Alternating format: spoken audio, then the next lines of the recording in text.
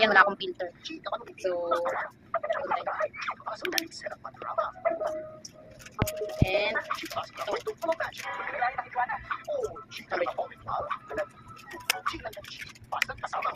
palagay, anti-pigmented to guys.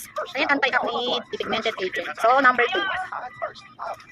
And ilang 30 ml. 30 ml. So, maglagay muna tayo ng silka mindset ko. Kalahati. Ayan.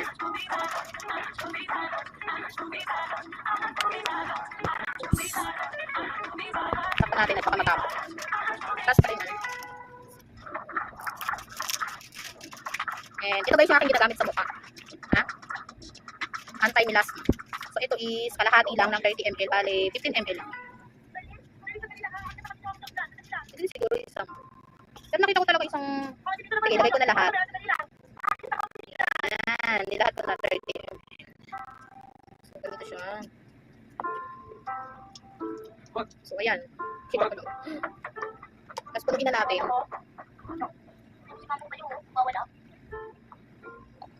Yan. Yan po muna. Then, shake natin. Shake. So, ito na yung ating pang-maintenance. Good for 1 month. Mahigit minsan 3 months. Mabot ng 3 months. So, ayan. So, ang kapartner nito is yung Garnier na serum cream na pang-umaga. And sa gabi naman is yung White Korea na moisturizer na green. So, ayun. So, ito wala na itong laman. 30 ml to. Nilagay ko na lahat sa isang bote na ganito. So, wala akong filter at ito yung gamit ko. Si Chacha hindi nagaganito. Ang gamit niya is Keskinol lang na ito, yung pimple fighting na hindi naman nagpa-fight. Ayan. Ito yung gamit niya. And para sa may kilikili ko, ito din yung ginagamit ko. Kasi maganda siyang makatanggal ng mga uneven na kulay. Or yung may itim na mga leki-leki. So, ayan, may tira pa tayong konti. So, itabi natin ito. For emergency purposes. So, ito lang ang aking ginagamit. Eskinol and number 2 na RDL. And yung sabon ko is Kujik. Ito. Yan, Kujik na sabon. Kasi walang RDL naubusan. Ewan ko ba, sa ano kasi kami bumili kay Aling Poreo. Sure ba? So, ito ang aking gamit. O, diba? Kaya ganyan tayo cocaines. Maulan lang talaga yung aking screen. Or pangit yung ating ilaw. Parang aking tayo sa light. And ito na.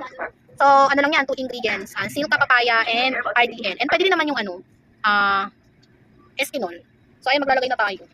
I-try na natin. Wait lang. So, ayan, maglalagay na tayo kasi gabi na. So, ang pagpahid is magaan lang. Bukas yung TV, copyright. Sorry, vlog. So, ganyan lang. So, ito yung nilalagay ko sa mukha. So, ayan, natin pa. So, magaan lang. Kasi may melasma ako dito. Natanggal na. Kaya kailangan i-maintain mo. So, magaan lang yung pagpahid. Maulan lang talaga dito sa ano ko. Pesto ko. Kasi against talaga siya sa light. So, ayan, madumi. Siyempre yung ating leeg, huwag kakalimutan. Yan, lalo na yung dito, nakikis-kis ng damit. Kaya naitim. Diba? Ang dumi. Ang dumi. Tapos, pag kulang, ulasin pa natin. Ito naman yung likod ha, malinis. Haharap tayo sa pinakang ilaw. Ilaw ng tahanan. So, ayan. Ito yung ating pesto. Ito lang yung aking gamit. Walang filter. Walang filter ngayon ha. Tilig natin, sama natin. Siguro 3 months or 4 months. Parang wala pa namang 3 months akong gumagamit ito. Parang lang ako gumamit ito. 2 months ba siya? Gumamit ako nito. O 3 months na. Matagal na ba? Ulo. Gano'ng katagal?